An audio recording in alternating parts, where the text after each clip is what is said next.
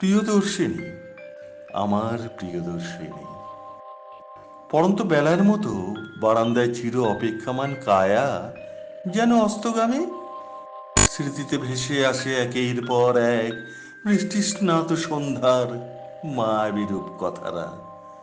মনে ভিড় করে কত ভালো লাগা স্মৃতি বিজড়িত মধুর স্বগতোক্তি।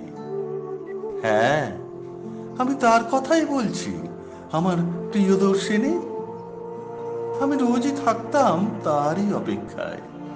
আমার চিলেকোঠার বারান্দা দিয়ে একটু দেখাই ছিল অনিন্দ্য সুন্দর। সেই একটু দেখা ছিল আমার জীবনের শ্বাস প্রশ্বাসের অদম্য প্রাণ চালিকা। সে একটু দেখা নিয়েই কাটিয়ে দিতাম প্রতিটি রজনীর নিস্তব্ধতা। আবার আসতো নূতন একটা দিন, আবার অপেক্ষা।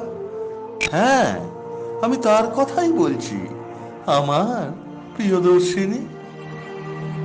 হয়তোবা পবিত্র ভালোবাসা শুধু ভালো লাগা হয়ে থেকে যায়, পরিপূর্ণতা পায় না। ঝরে পড়ে অপরিণত কোড়কের মতো মৌন নিস্তব্ধতায়। গল্পটার হয়তো এখানেই পরিসমাপ্তি, বা আরেকটু দূরে ইতি টানা গেল না গল্পটার। অবিশ্রান্ত ধারায় গল্প বলার মতো যেখানে শেষ হয়, সেখান থেকে আবার শুরু। তারপর তার আর পর নেই। হ্যাঁ, আমি তার কথাই বলছি, আমার প্রিয়দর্শিনী।